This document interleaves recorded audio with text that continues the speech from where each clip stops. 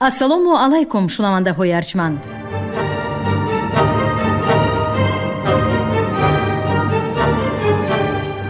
ба таваҷҷӯҳи шумо гуфтор аз силсилаи хониши адабӣ. қироати китоби президенти ҷумҳурии Тоҷикистон муҳтарам Эмомалӣ Раҳмон «Тоҷикон дар оинаи таърих аз ориён то сомониён». китоби якум, гуфтори 22. با پیشنهاد حکومت و همکاری و همدستی سابق مخالفین، همچنین دستگیری و جانبداری چندین کشورهای خیرخواه عالم، پیش راه جنگ شهروندی گرفته شد. اخیراً خرد و ذکاوت اجدادی و عقل سالم پیروز شد. صلح و صلاح، وحدت و سازندگی و مهنت بنیادکارانه در سرزمین تاجیکان از نو پایدار گردید. ناگفته نماند که در طول سالهای استقلالیت نوین 3 فاروم تاجیکان جهان برگزار شد. مقصد از گذرانیدن این تدبیر گرد آوردن نمایندگان تاجیکان جهان و همزبانان برونمرزی ما در پهلوی یکدیگر بود. چنانه که می گویند آب اگر 100 پاره گردد باز با هم آشناست. ما در سیمای ایران و افغانستان کشورهایی را می بینیم که با ملت تاجیک از یک سرچشمه معنوی آب خوردند. تقدیر تاریخی مشترک، عمومیت زبانی و عمومیت اتنیکی دارند. قضیه افغانستان به نظر من مشکل ترین قضیه انتهای عصر 20 می باشد که ساعت حل و فصل آن کیها رسیده است. این قضیه که سر اول در زمینه تلاش‌های سیاسی، مذهبی و اتنیکی بالا گرفته بود، امروز به مثل آتشی است که سراسر کشور را فرا گرفته است.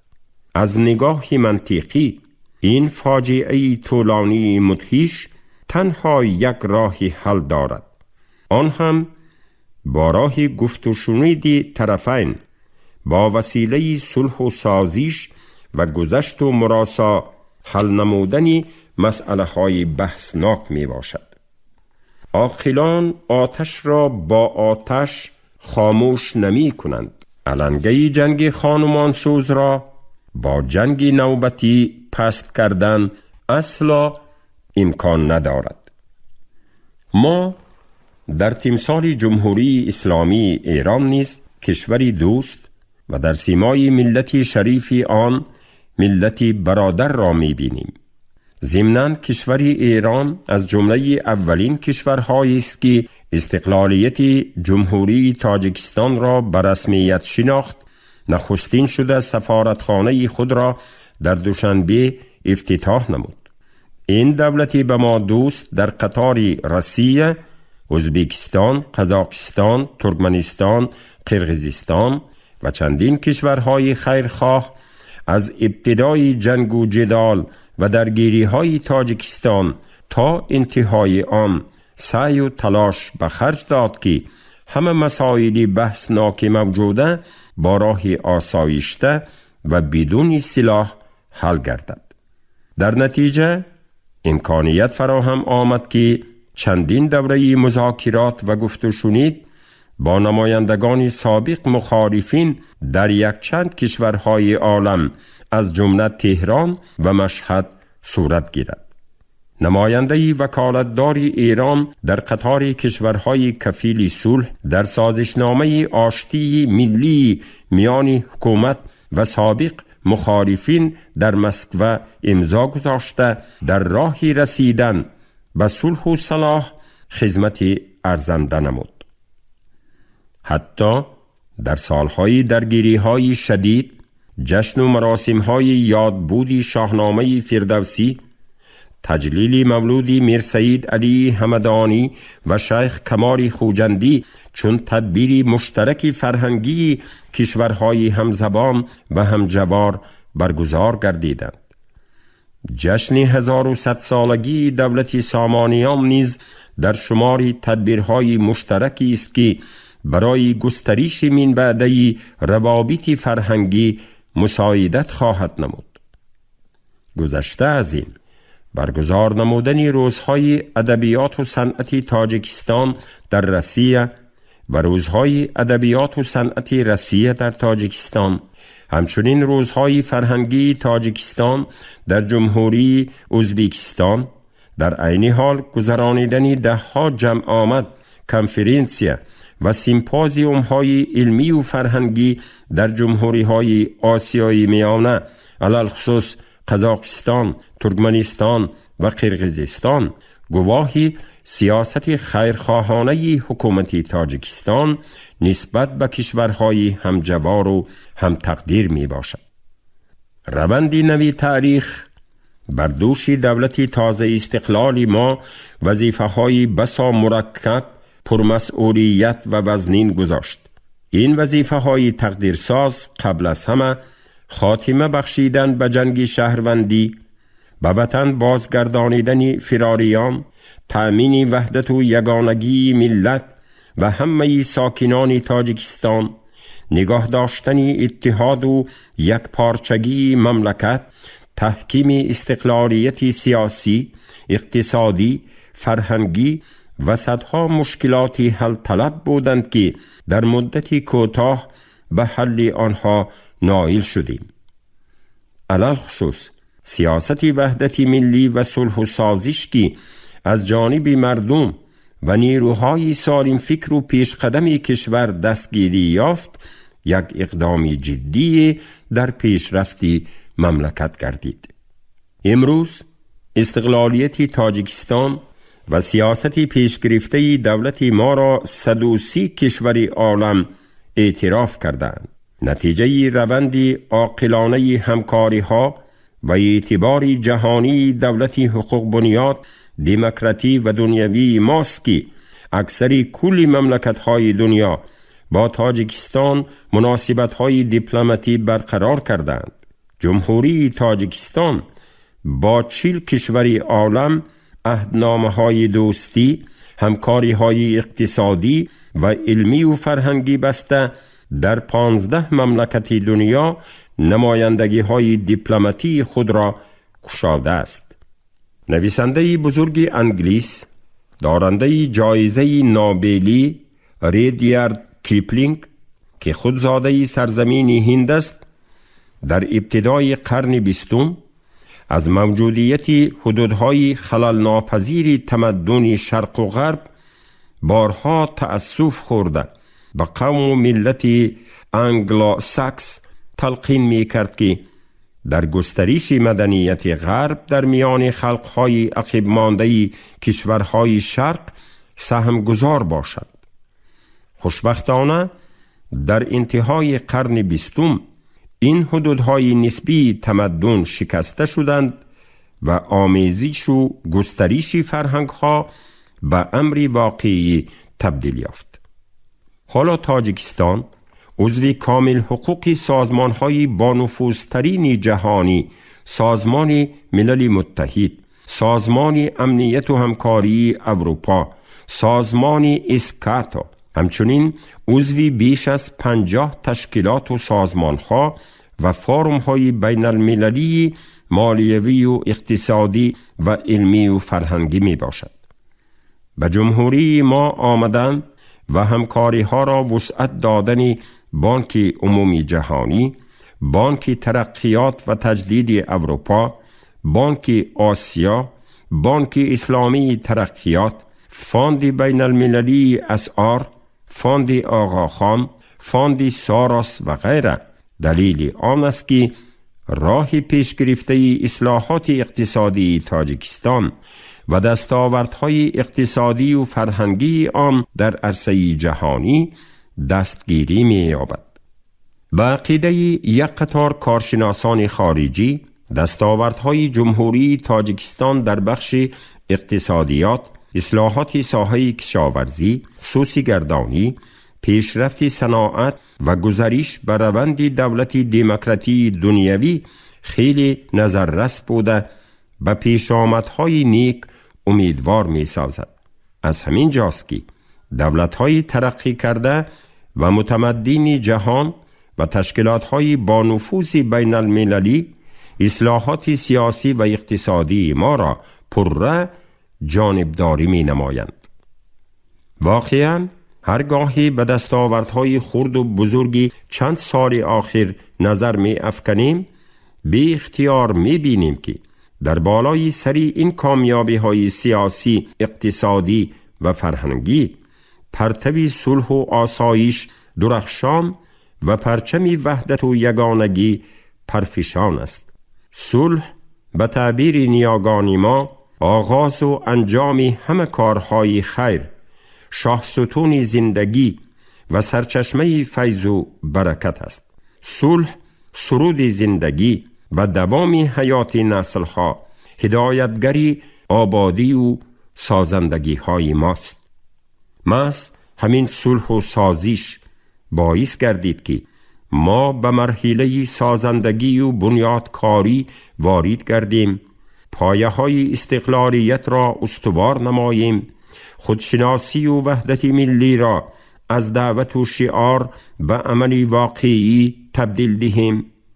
محض همین صلح و صلاح و دستگیری صمیمانه ساکنان جمهوری بود که صدها هزار هموطنان دور افتاده ما رنج و کلفت غریبی را خیرباد گفته به وطن اجدادی به منزل و مکان همیشگی خود بازگشتند، خانه و دری خود را آباد کردند، زحمت حلال و روزگاری آسوده حالانه و بنیادکاری و سازندگی را پیش گرفتند. آنهایی که به پیش آمدی نیکی صلح و سازش و وحدت ملی باوری نداشتند، امروز دیده ایستادند که جمله پیشروی چشمرس جمهوری تاجیکستان از فیض و برکت صلح و صفا و همدیگر فهمی مردم تاجیک میسر گشته است. از برکت صلح و صلاح و آشتی ملی ما امکانیت یافتیم که به ساختمان سلسله انشاءات‌های برای پیشرفت من بعده مملکت به غایت مهم، راه آهنی پهنبری قرغان تپه کولاب، راه بین المللی ماشینگردی کولاب خاروخ قلمه قراقرم، راه ماشینگردی انزاب توسط تونیل کوهی، انتقال و استفاده کانی گزی خواجه سرتیز، بنیاد ایستگاهی برقی سنگتوده، ایستگاهی برقی پامیر و ده ها ابیکت های تقدیرساز دست زده اکثری آنها را به انجام رسانیم. اما کارهای به سامان رسیده هنوز یک قسم نقشه های حکومت در بابت آبادانی مملکت است.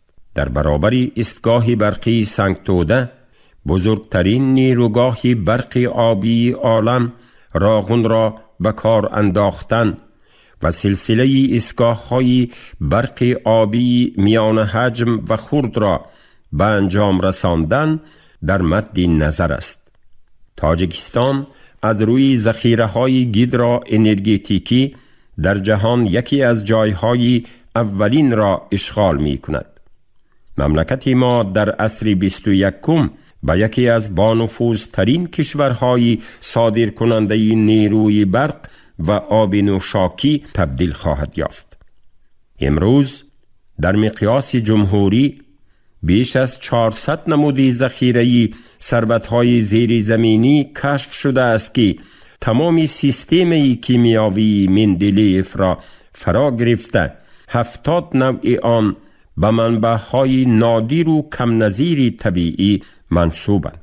بعضی نمودی ثروت‌های طبیعی کشوری ما از جمله نمک، آب، ذخیره‌های انرژتیکی، متال‌های نادر و غیره برای 100 سالها بسندند.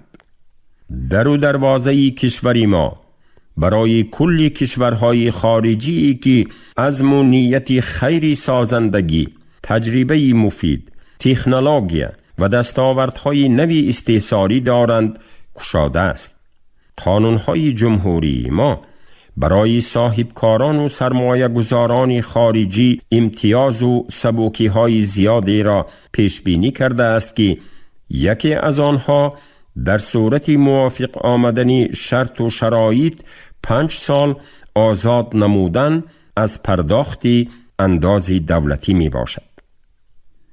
تاجیکستانی عزیزی ما بهشتی واقعی روی زمین، کشوری گنج‌های ناگشاده و طبیعت خداداد است و ملت مهنت دوست و تقدیرسازی تاجیک صحیفه‌های آخرین قرن 20 را جنبست نموده به عصر آینده 1000 ساله 30 میلادی با دل‌های پر از امید و آرزو، عزم و اراده قوی و روحیه سازندگی قدم می‌گذارد.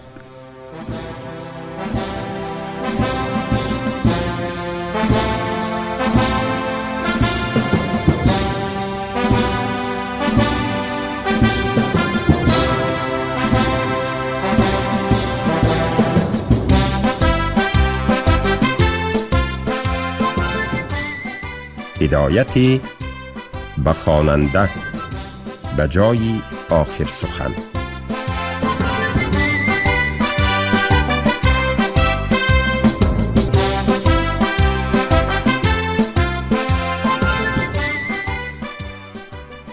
عادتاً سرچشمه رود و دریاها از مکانی بسا دور و نهان از نظرها ابتدا می گیرد. شاخابچه نظرناگیری از دامن پیریخها، کوههای دست نارس، دره‌های تنگ و کسناگذر و جنگلیستانهای انبوه گذشته سیرابتر و پهناورتر شده عاقبت تا آبادیها رفته می رسد.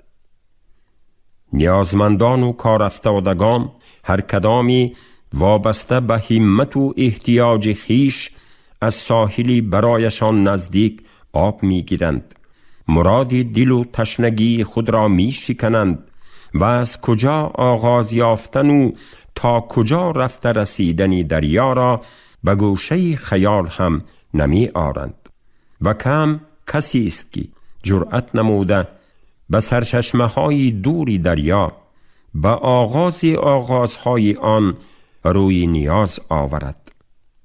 تاریخی تمدن و دولتداری هم به سرنوشت دریا شباهتی عجیبی دارد. کمینه نیز از برکت استقلالیت و دولتداری ملی الهام گرفته عزمی به سرچشمه و آغازها رسیدن نمودم و این سفر نه از غایت هوا و هوس بلکه از روی ادای قرضی فرزندی در نزد آب و خاک دیار، وطنی کهن بنیاد و ملتی عزیز و جفا کشیده تاجیک ابتدا یافت. مسافر را گیله کردن از سختی های راه روا نیست و از هر کسی که صحیفه آخرین این کتاب را می پوشد فقط یک تمنا دارم: کمی مسافری نابلد را کم مبینید، به دستاویزی خاکسارانه او عیب مگیرید، زیرا این سفری نخستین بود و از سرچشمه دریا دسته گلی آوردم به خاک قدم جای اسماعیل سامانی. خدا کند و روح اسماعیل سامانی و دیگر ابرمردان ملت در سفرهای پیش آمد یار و یاوری ما باشد.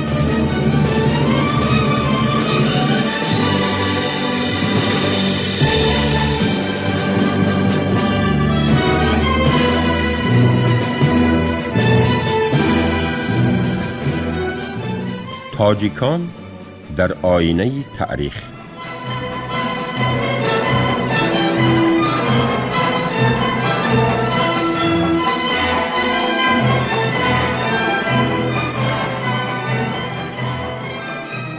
پیدایش، تشکل و هویت هر یک خلق و ملت را در مرحله های گوناگون تاریخ سرگذشت و سرنوشت آن معین می سازد.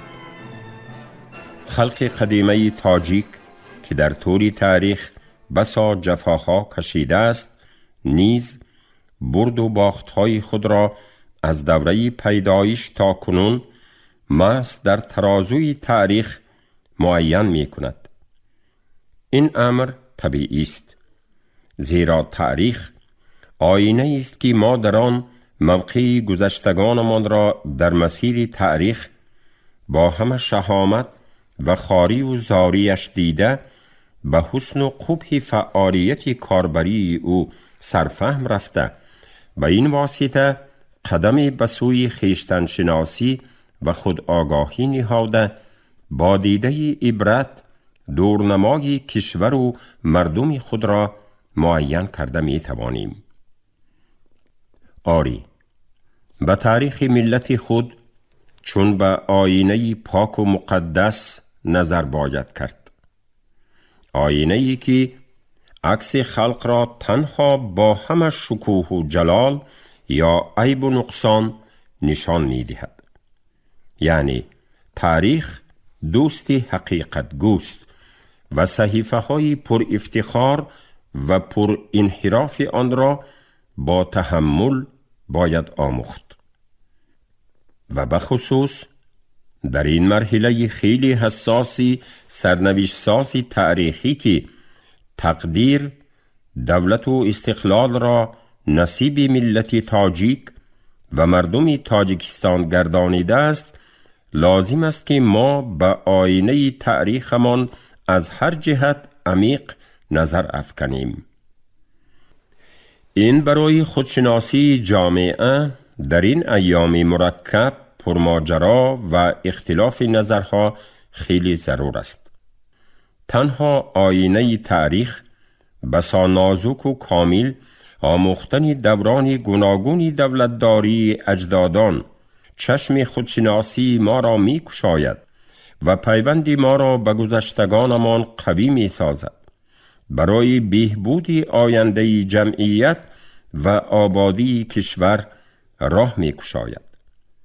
نگریستن به پیرههای تاریخ ملت و مراد و نامرادی های آن هنگام رویدادهای پیچ در پیچ، مبارزه های خونین، در عین حال از همین جهت مهم می باشد و پوشیده نیست که جریان تشکلیابی خلق تاجیک هم از شیب و فرازها، گیرودارها و جان نثاری ها در کنار نبوده است. پیش از آن که نام ملت و زبان ما تحولات تاریخی را از سر گذرانیده تشکل یابد، تاجیکان طوری عصرها برای استقلالیت و هویت خود با اجنبیان مبارزه های دور و درازی مذهبی و فرهنگی بردند. به همه معلوم است که تاجیکان خلق آریایی اصل بوده، از قدیم الایام ساکنان اصلی آسیای مرکزی می باشند و تاریخ آنها با تاریخ کلی مردم ایرانی نژاد پیوند ناگسستنی و ریشه قوی دارد. این تاریخ خیلی پرپیچ و تاب بوده، تابیش و پهلوهای گوناگون آن هنوز پرره آموخته نشده است. اما یک نکته معلوم است، سراپای این تاریخ از خون فرزندان آزادی پرست وطن دوست و غیور و معرفت پرورش گلگون است. این ملتی جان سخت که در هیچ دور و زمانی برای غصب و تاراج دولت سرزمین شمشیر نکشیده است، گاهی به حکم بی‌عدالتی تاریخ زیر خاکستری جهالت میماند، لیکن گمنام و ناپدید نشده چون شاهین دور پرواز باز بال می کشاد. ملتی ما در همه دور و زمان فضل و خیرت، آزادمنشی، دانشندوزی، سربلندی و زندگی پاک و بی آلایش را پیشه کرده، چون کوهسارانش اسارت ناپسند بوده، مثل ارچه در دلی سنگ ریشه دوانده، عمری جاودان یافته است. بیت شاعر که از نام خلق و ملتش خطابان گفته شده است، بیانگری همین فکر است. جوشنی من دفتر است و خنجری من خامه است، من نمی میرم به نامم جاودانی، نامه است. ولی صحیفه های از خون اجدادان گلگون تاریخ را مگر می توان فراموش کرد؟ هرگز. در قرنهای گوناگون بر اثر تاخت و تاز اجنبیان مردمی شهرهای آوازداری تاجیک بارها از دم شمشیر گذشته مرکزهایش آنچنان خراب کرده شدند که و نگارش مورخان در آن شهرها غیر از گربه و سگ جانداری به چشم نمی رسیده است. مخصوصا در عهد استیلای عرب بخارای شریف به این احوال گرفتار شد.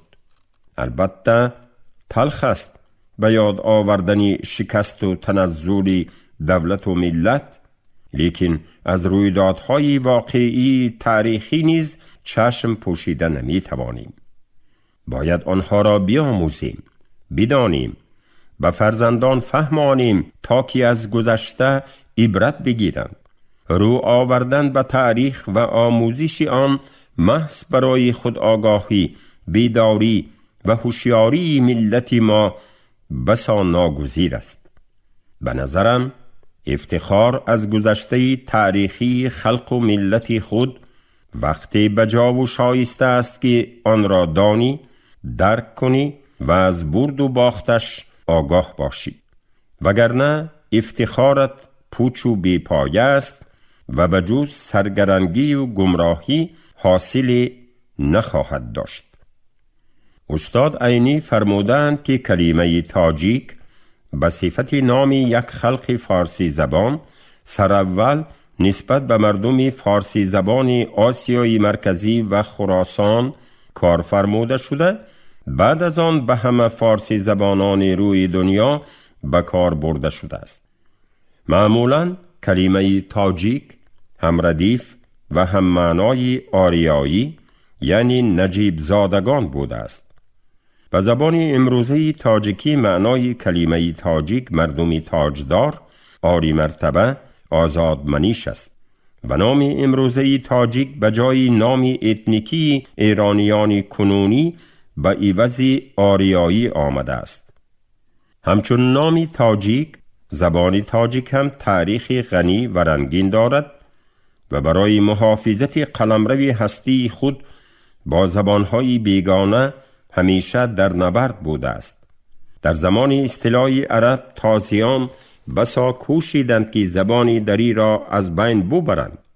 غاصبان عرب به این خاطر متنهای اوستایی و معبدها را نیست و نابود و زبان پهلوی را بوقی کردند. آنها خانه به خانه، دیه به دیه، شهر به شهر گشته تاجیکانی با معرفت را سر بریدند و با ضرب شمشیر کیشی ما را سرکوب کرده آیین خود را جاری نمودند. آثار خط ساسانی، باختری، خوارزمی، دری و سغدی را آتش زده خردمندان تاجیک را قتل عام و آواره و سرگردان ملک‌های بیگانه کردند. عموماً از بیخ و بون نیست کردن فرهنگ یک ملت به خصوص زبانی وی خاصی جهالت اصطلاحگران است. اجنبیان اصطلاحگر محض به همین واسطه به مقصدهای دون خود رسیده می توانستند، زیرا زبان برجسته ترین و گویا ترین پایه، شناسنامه و نشانی بقای هر یک خلق و ملت است.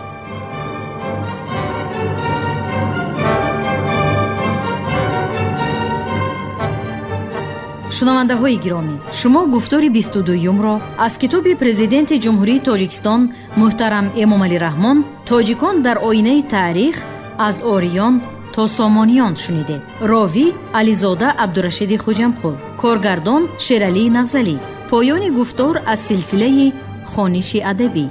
شاد باشید.